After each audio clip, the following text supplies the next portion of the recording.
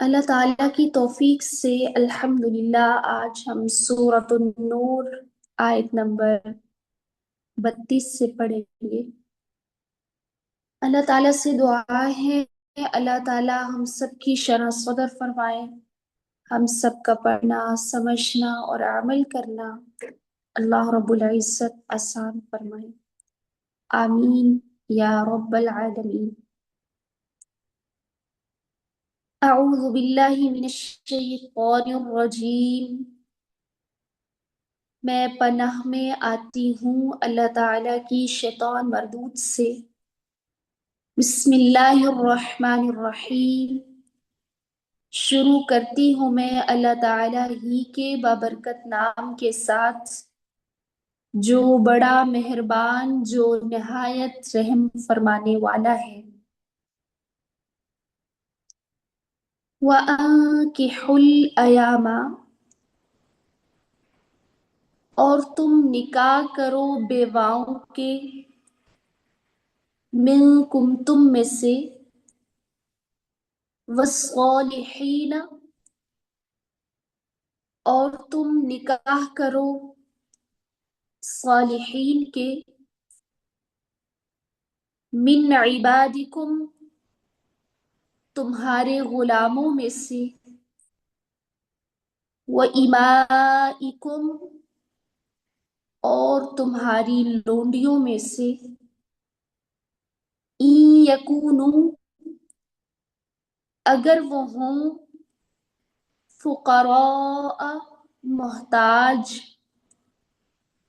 یغنیہم اللہ، غنی فرمائے گا ان کو اللہ تعالی، من فضلہ، اپنے فضل سے، واللہ واسع علیم، اور اللہ تعالی وسعت والا، جاننے والا ہے۔ اور تم نکاح کرو بیواؤں کی تم میں سے، اور تم نکاح کرو اپنے نیک غلاموں میں سے، اور تمہاری لونڈیوں میں سے، اگر ہوں محتاج، غنی فرمائے گا ان کو اللہ تعالیٰ اپنے فضل سے، اور اللہ تعالیٰ کشادگی والا یا وسعت والا، جاننے والا ہے۔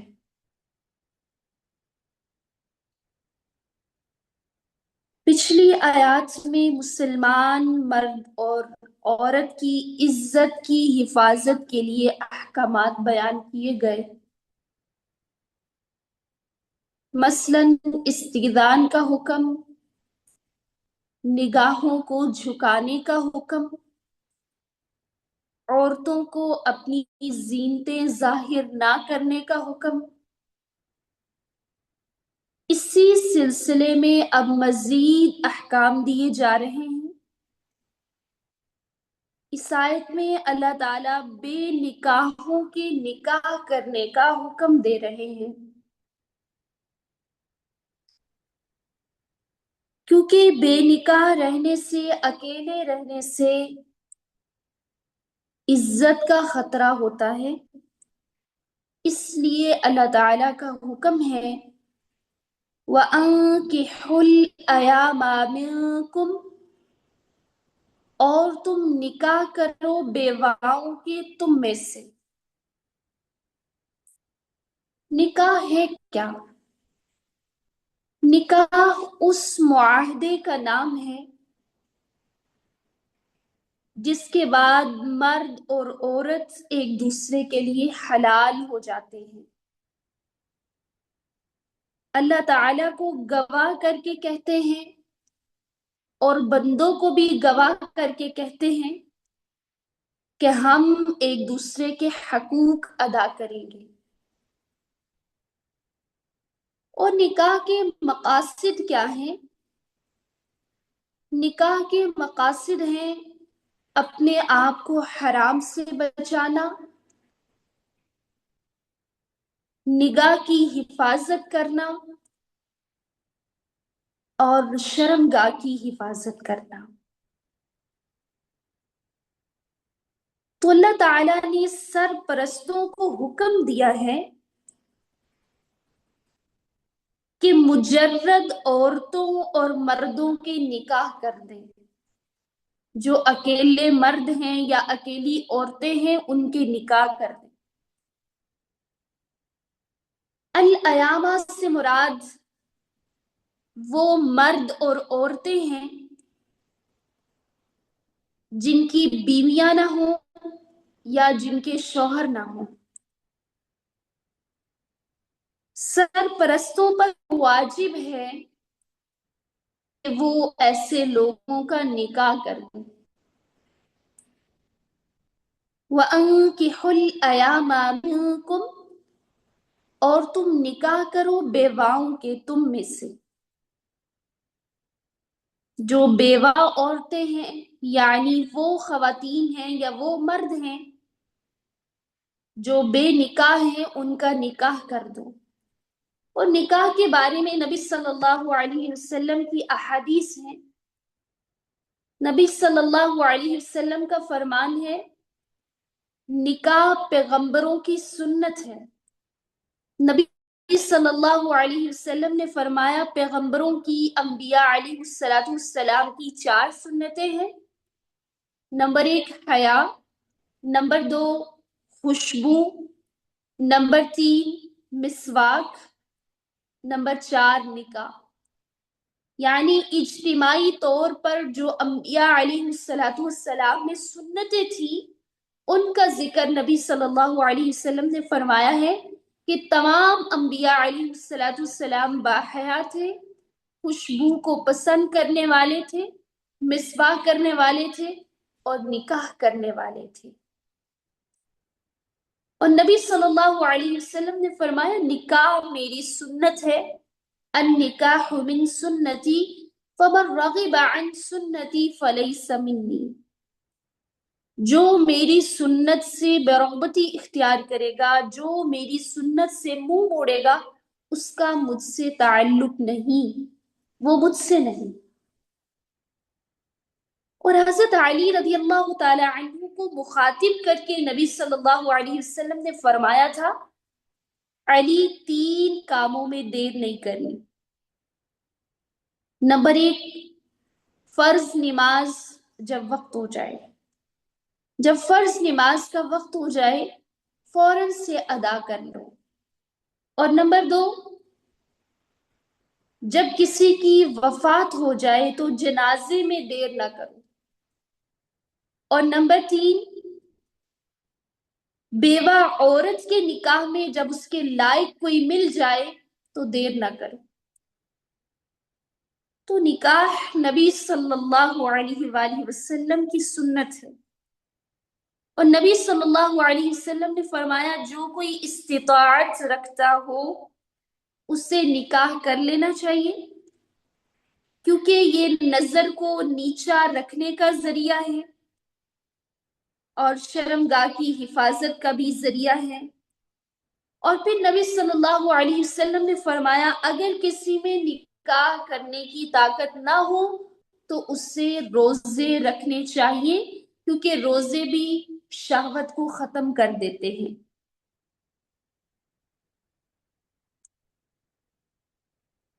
اور پھر نبی صلی اللہ علیہ وسلم نے فرمایا اگر تمہارے پاس کوئی ایسا شخص نکاح کا پیغام بھیجے جس کے دین کو تم پسند کرتے ہو، جس کے اخلاق کو تم پسند کرتے ہو، تو اس سے اپنی بہن کا نکاح کر دو، اپنی بیٹی کا نکاح کر دو، یا کوئی بھی عزیزہ ہے اس کا نکاح کر دو. اگر تم ایسا نہیں کرو گے تو زمین پر بہت لمبا چوڑا بگاڑ پیدا ہوگا. نکاح کر دو ورنہ زمین پر بہت لمبا چوڑا فساد برپا ہوگا، بگاڑ برپا ہوگا. پھر اللہ تعالیٰ کا فرمان ہے وَالصَّالِحِينَ مِنْ عِبَادِكُمْ وَإِمَائِكُمْ. دوسرا حکم جو اللہ تعالیٰ نے اس آیت میں دیا ہے وہ غلاموں کے لیے ہے، وہ لونڈیوں کے لیے ہے. اور تم نکاح کرو اپنے نیک غلاموں میں سے اور اپنی لونڈیوں میں سے۔ گزشتہ زمانے میں غلاموں کا، لونڈیوں کا بہت زیادہ دستور تھا، اس لیے اللہ تعالیٰ نے لونڈیوں کے لیے بھی ہدایات دی ہیں اور غلاموں کے لیے بھی جا بجا ہدایات دی ہیں۔ حتیٰ کہ اس وقت میں جس کے پاس لونڈیاں زیادہ ہوتی تھی، غلام زیادہ ہوتے تھے، ان کو امیر ترین سمجھا جاتا تھا کہ یہ بہت امیر ہیں۔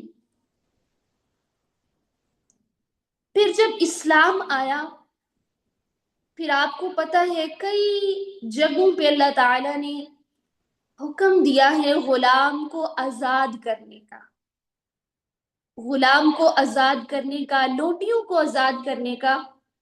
نبی صلی اللہ علیہ وآلہ وسلم نے بھی بہت زیادہ اجر بتایا ہے۔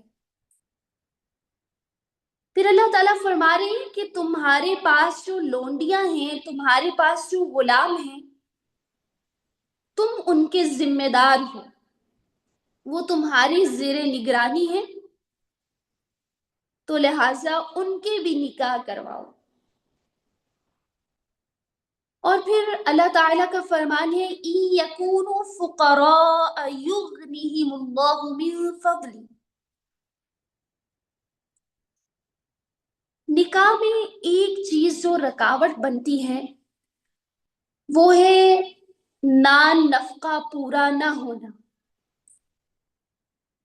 سب سے پہلے دیکھا جاتا ہے، نہ کہ تعلیم دیکھی جاتی ہے، نہ کہ دین دیکھا جاتا ہے، نہ کہ اخلاق دیکھا جاتا ہے، بلکہ جو سب سے پہلی چیز دیکھی جاتی ہے وہ یہ دیکھی جاتی ہے کہ آیا جس سے شادی کی جا رہی ہے، جس سے نکاح کیا جا رہا ہے، یا جس سے منگنی کی جا رہی ہے، اس کے پاس پیسہ کتنا ہے، اس کے پاس مال و دولت کتنا ہے۔ اور نکاح کے دیر میں ہونے کی وجہ بھی یہی ہے، مال و دولت کا نہ ہونا۔ جبکہ اللہ تعالیٰ حل بتا رہے ہیں، اگر وہ محتاج ہیں، نکاح کرنے والے اگر محتاج ہیں، یغنیہم اللہ من فضلی، تو اللہ تعالیٰ ان کو اپنے فضل سے غنی کر دے گا، اللہ تعالیٰ ان کو اپنی فضل سے مالدار کر دے گا۔ یہ وہم کہ میرے پاس مال نہیں ہے، میرے پاس پیسہ نہیں ہے، نکاح کرنے سے نہ روک دے۔ نکاح کروں گا تو بوجھ پڑ جائے گا، محتاج ہو جاؤں گا، یا میرے پاس ہے نہیں کچھ، یہ ایشو غلط ہے۔ اگر آج کسی کے پاس نہیں ہے تو توکل کریں، بھروسہ کریں، آج جاب نہیں ہے، مل سکتی ہے، رزق کا دروازہ کھل سکتا ہے، کیونکہ اللہ تعالیٰ نے خود فرمایا ہے إِن يَكُونُوا فُقَرَاءَ يُغْنِهِمُ اللَّهُ مِن فَضْلِهِ۔ اگر وہ محتاج ہوں، اللہ تعالیٰ ان کو اپنے فضل سے مالدار کر دیں گے، اللہ تعالیٰ ان کو اپنے فضل سے خوشحال کر دیں گے۔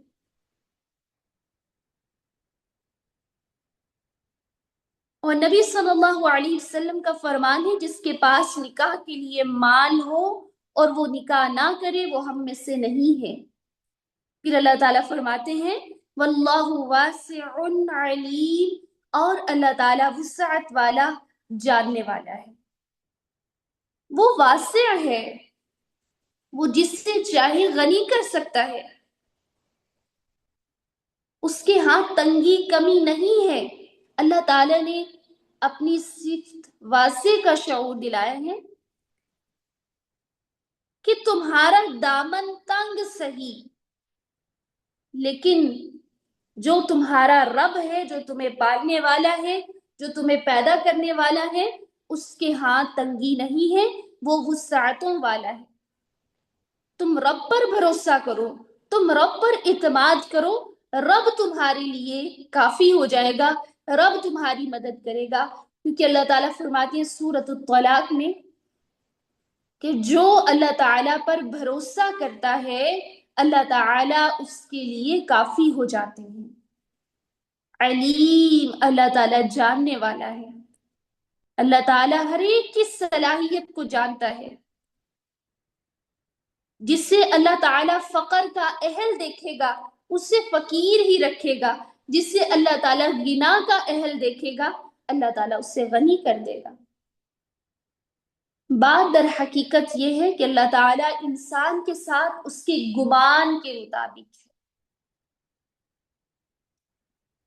نیت کے مطابق ہے۔ ہماری جو نیت ہوگی اللہ تعالیٰ اس کے مطابق ہمیں عطا کرتے ہیں۔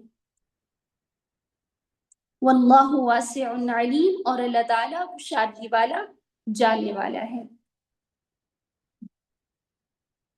وَلْيَسْتَعْفِفِ الَّذِينَ،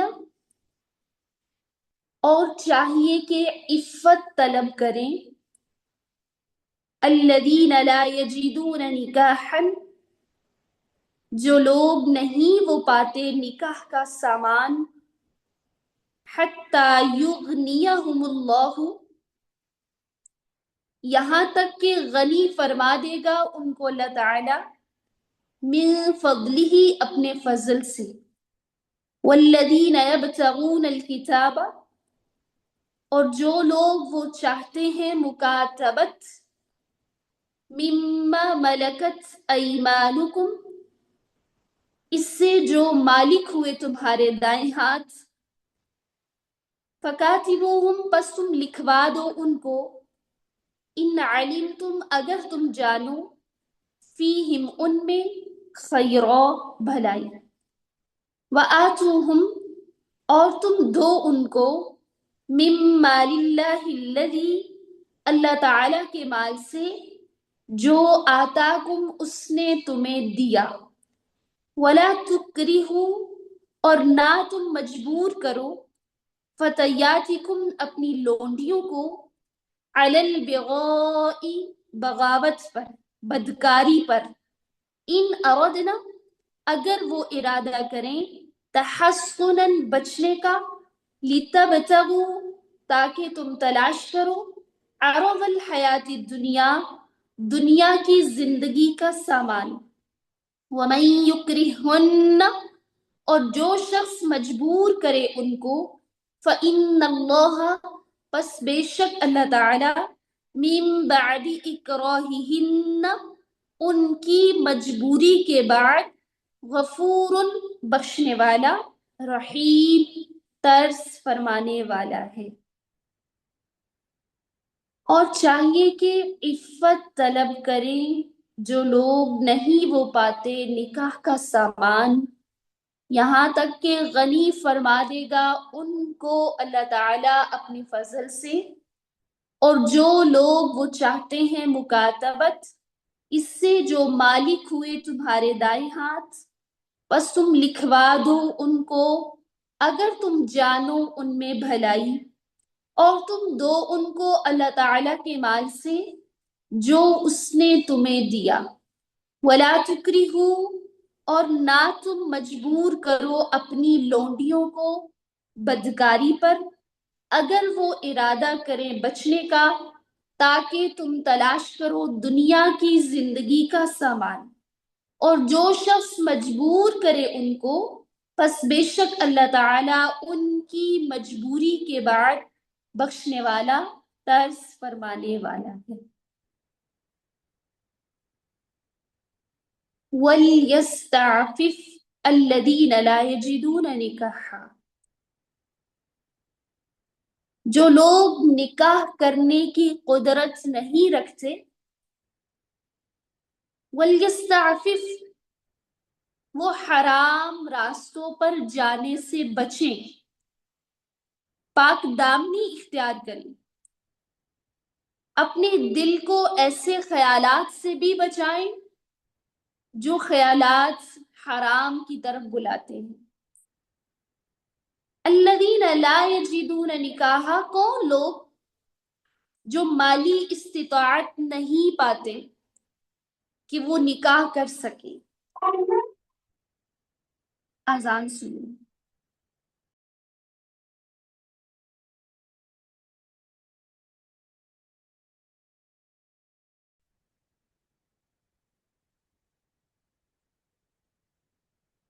الذین لا یجدون نکاحا، جو لوگ نہیں وہ پاتے نکاح کا سامان، جو مالی استطاعت نہیں رکھتے کہ نکاح کر سکتے.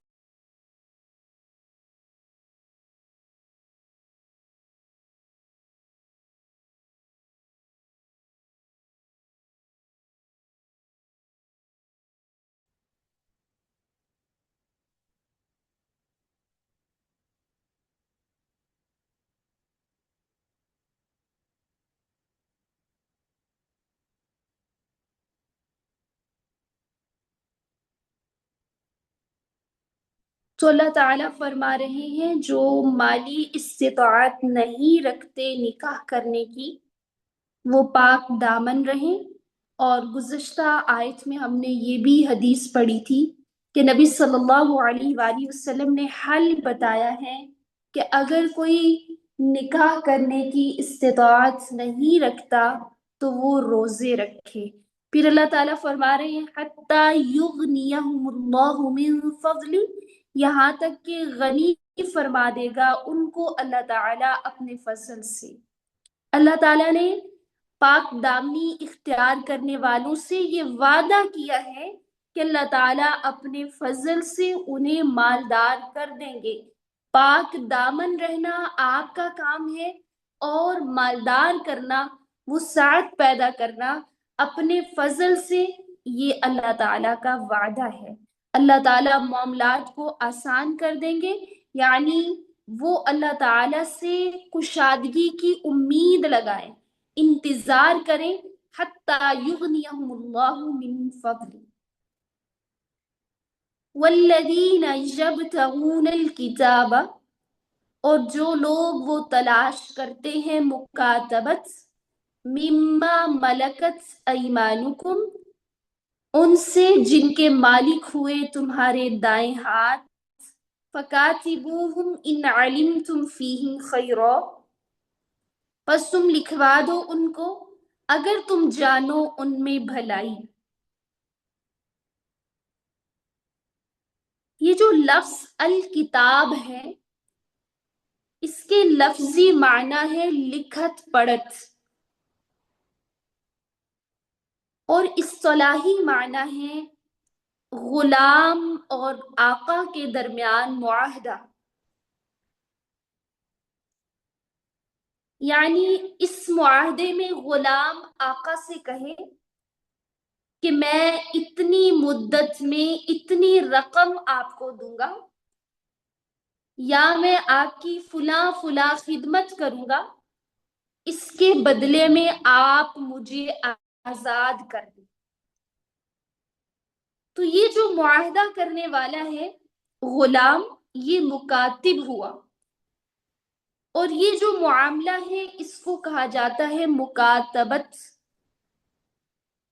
یہ معاملہ کرنے والا اپنے مالک کے ساتھ، اپنے آقا کے ساتھ وہ مکاتب ہے، اور اس معاملے کو مکاتبت کہا جاتا ہے. جیسا کہ میں نے آپ کو بتایا ہے کہ رسول اللہ صلی اللہ علیہ وسلم کے دور میں یا اس سے پہلے بھی غلام لونڈیوں کا بہت زیادہ رواج تھا، اور پھر اسلام میں ان کو آزاد کرنے پر بھی ترغیب بہت زیادہ دلائی گئی.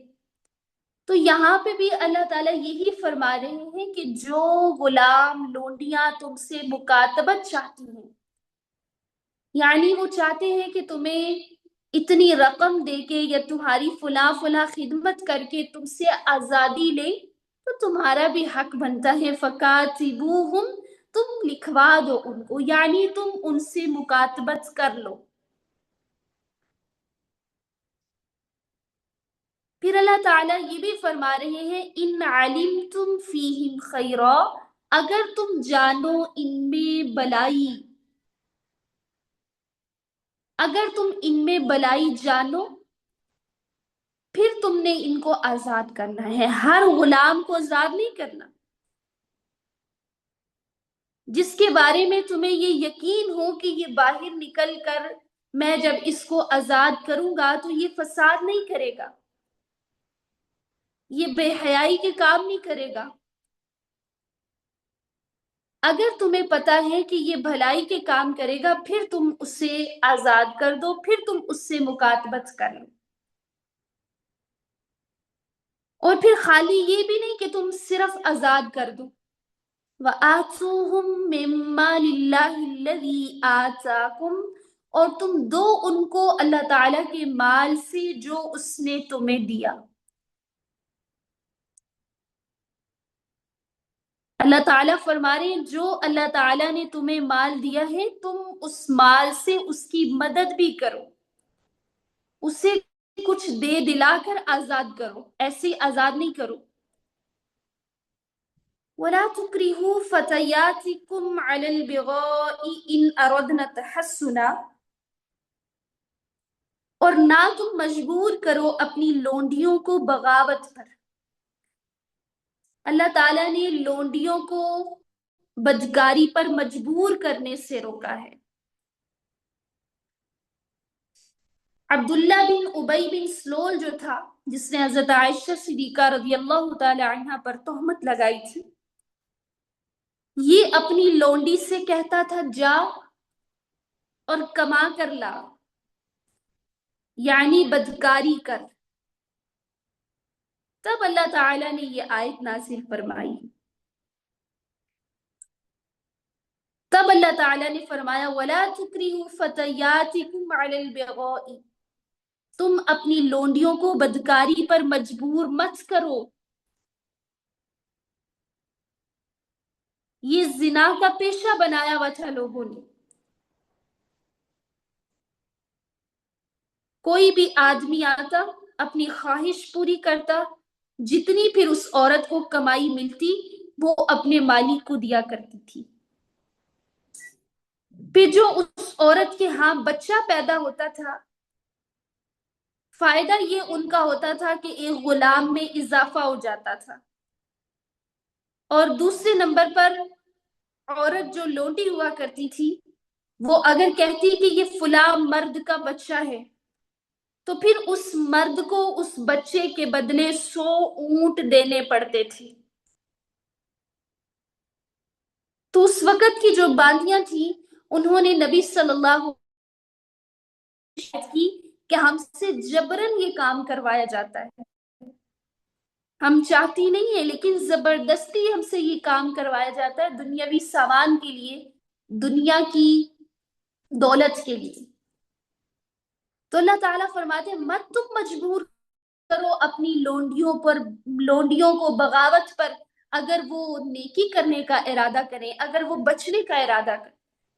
کس لیے اپنی لونڈیوں کو بغاوت پر مجبور کرتے ہو؟ لِتَبْتَغُوا عَرَضَ الْحَيَاةِ الدُّنْيَا، دنیا کی زندگی کے سامان کے لیے، تھوڑے سے مال کے لیے تم ان سے زبردستی یہ کام کرواتے ہو۔ پھر اللہ تعالیٰ ساتھ ہی فرمایا وَمَن يُكْرِهُنَّ فَإِنَّ اللَّهَ مِن بَعْدِ إِكْرَاهِهِنَّ، جو ان کو مجبور کرے گا،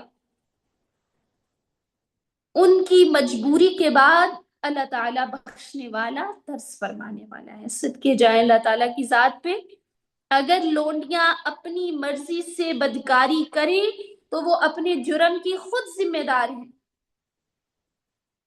اگر ان کو زبردستی یہ برائی کروائی جائے تو اللہ تعالیٰ فرما رہے ہیں فَإِنَّ اللَّهَ مِن بَعْدِ إِكْرَاهِهِنَّ، وہ مجبور ہیں، ان کی مجبوری کے بعد غفور الرحیم، ان کو اللہ تعالیٰ معاف کرنے والا ہے، ان کو اللہ تعالیٰ بخشنے والا ہے، ان پر اللہ تعالیٰ ترس فرمانے والا ہے۔ گناہ پھر مالک کو ہوگا، زبردستی کروانے والے کو ہوگا۔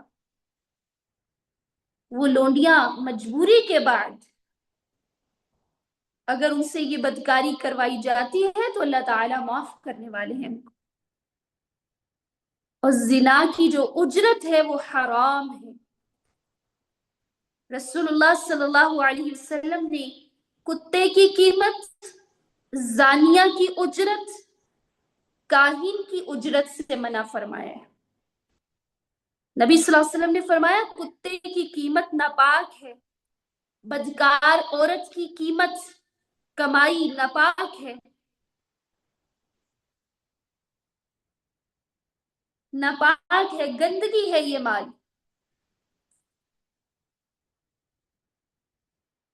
کتے کی قیمتیں لگاتے ہیں، جو خواتین کی قیمتیں لگاتے ہیں، استغفر اللہ۔ باقی اللہ تعالیٰ ان عورتوں کو معاف کرنے والے ہیں۔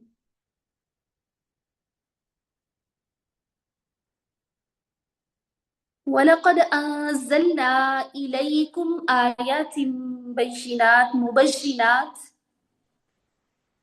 اور البتہ تحقیق اتار چکے ہم تمہاری طرف واضح آیات۔ وَمَثَلًا مِّنَ الَّذِينَ خَلَوْا مِن قَبْلِكُمْ، اور مثالیں ان لوگوں کی جو گزر چکے تم سے پہلے۔ وَمَوْعِظَةً لِّلْمُتَّقِينَ، اور نصیحت ڈرنے والوں کے لیے۔ اللہ تعالیٰ نے تم پر وہ آیات نازل فرمائی ہیں جو واضح ہیں، آیات مبشرات ہیں، جن کی ہمیں ضرورت ہے، جن میں اتنی وضاحت ہے کہ کوئی شک شبہ باقی نہیں رہتا۔ آپ دیکھیں، اللہ تعالیٰ نے شروع میں بتایا تھا سورۃ انزلناہا وفرضناہا وانزلنا فیہا آیات بشرات، بتایا تھا نا اللہ تعالیٰ نے کہ یہ بہت کھول کھول آپ کو احکامات دیے گئے ہیں، مثالوں کے ذریعے آپ کو سمجھایا جائے گا۔ پھر دوبارہ سے اللہ تعالیٰ سارے احکامات دے کے پھر اس بات کو دہرا رہے ہیں، کوئی عذر تلاش نہ کرے۔ انسان پھر انسان ہے نا، جس نے کلام اللہ کو پڑھنا تھا، جس نے کلام اللہ کو سمجھنا تھا، اللہ تعالیٰ جانتے ہیں اس کو بات جلدی سمجھ نہیں آتی، اس کے دماغ میں جلدی بات بیٹھتی نہیں ہے، اسی لیے تو اللہ تعالیٰ نے بار بار آیات کو دہرایا ہے۔ سورۃ التین میں دیکھ لیں، اللہ تعالیٰ نے فرمایا والتین والزیتون وطور سینین وہذا البلد الامین۔ پھر 4 قسموں کے بعد اللہ تعالیٰ فرماتے ہیں لقد خلقنا الانسان فی احسن تقویم، میں نے انسان کو بڑا اچھا بنایا ہے، بڑا خوبصورت بنایا ہے۔ اللہ تعالیٰ کو پتا تھا یہ جلدی یقین نہیں کرے گا، 4 قسموں کے بعد انسان یقین نہیں کرتا۔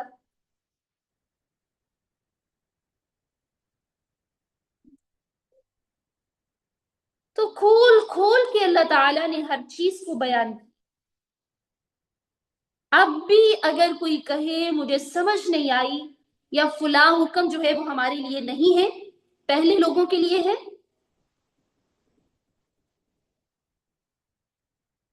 تو پھر اللہ تعالیٰ ہی ہیں اس کو سمجھ عطا کر دے۔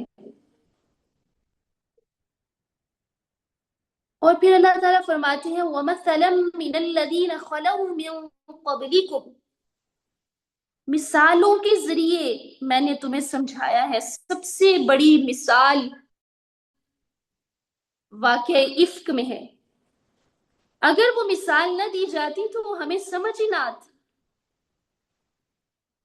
اس واقعے میں اللہ تعالیٰ نے ہر طریقے سے ہر چیز کو کھول کھول کے بیان کیا۔ اللہ تعالیٰ نے واضح کیا ہے مثال کے ذریعے کہ اگر لوگ نبی صلی اللہ علیہ وآلہ وسلم کی بیوی کو نہیں چھوڑ سکتے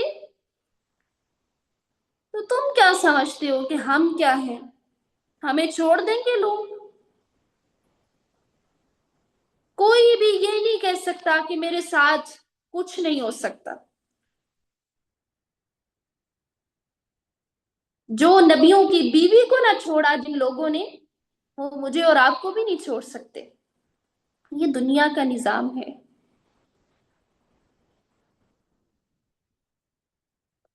تو اللہ تعالیٰ فرما رہے ہیں وَمَثَلًا مِّنَ الَّذِينَ خَلَوْا مِن قَبْلِكُمْ، ان میں مثالیں ہیں ان لوگوں کی جو گزر چکے تم سے پہلے،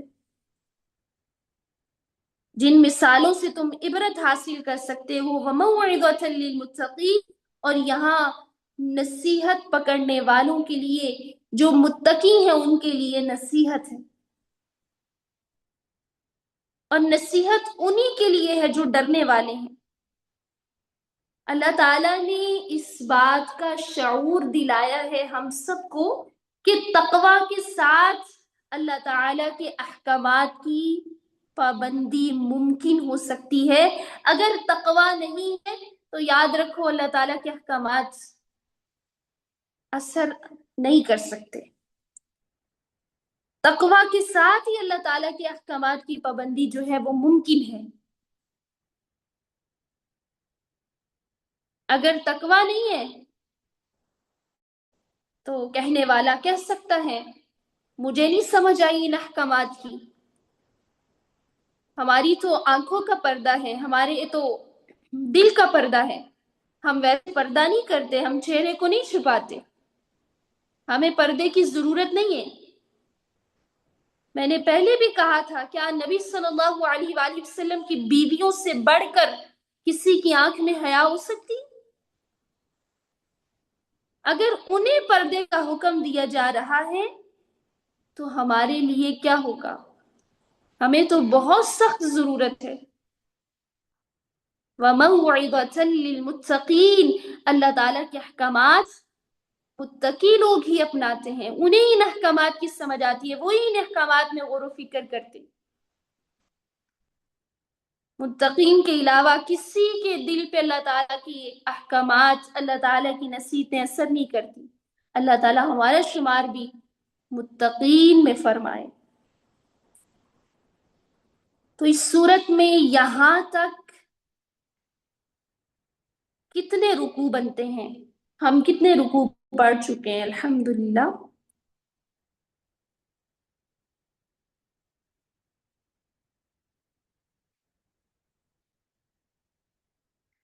بارک اللہ فیکم۔ جی الحمدللہ ہم 4 رکوع پڑھ چکے ہیں۔ تو اس صورت میں یہاں تک نفس کو پاک کرنے اور پاک رکھنے کے لیے اللہ تعالیٰ نے 10 خاص احکام بیان فرمائے۔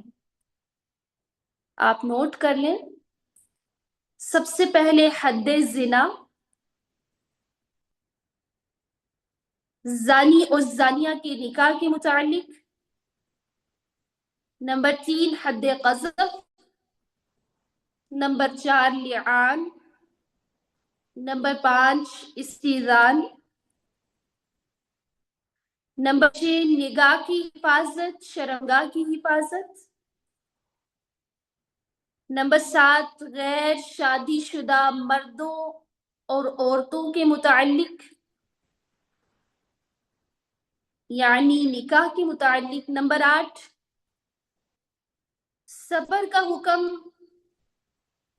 جن کو فی الحال نکاح کے لیے اسباب میسر نہ ہو۔ نمبر 9 غلام لونڈیوں کو مکاتب بنانے کے متعلق۔ اور نمبر 10 زنا پر مجبور کرنے کی ممانعت۔ یہ 10 احکامات یہاں تک اللہ تعالیٰ نے نفس کو پاک کرنے اور پاک رکھنے کے لیے دیے۔ اللہ تعالیٰ ہمیں عمل کی توفیق دے، سمجھنے کی توفیق دے، آمین یا رب العالمین۔ ربنا تقبل منا انك انت السميع العليم وارنا مناكنا وتب علينا انك انت التواب الرحيم، آمین یا رب العالمین۔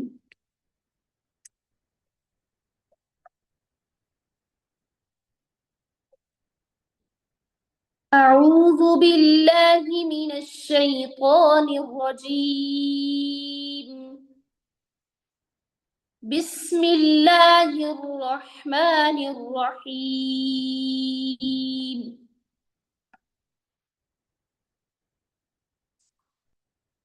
وَأَنكِحُوا الْأَيَامَ مِنكُمْ وَالصَّالِحِينَ مِنْ عِبَادِكُمْ وَإِمَائِكُمْ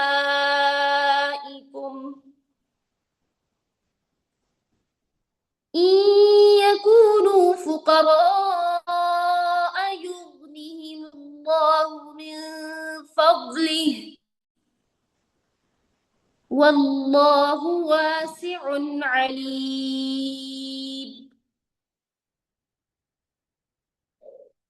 وليستعفف الذين لا يجدون نكاحا حتى يغنيهم الله من فضله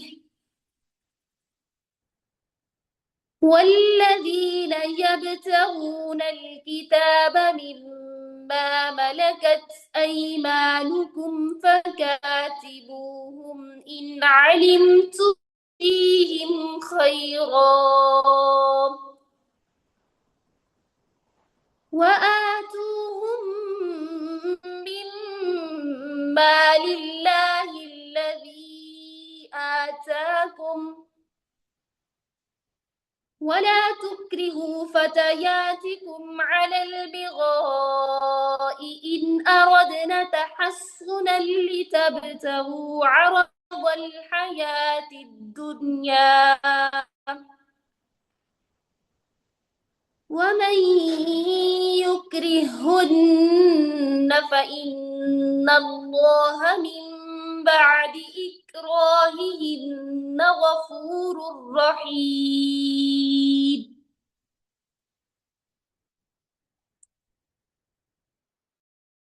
قد أنزلنا إليكم آيات مبشرات ومثلا من الذين خلوا من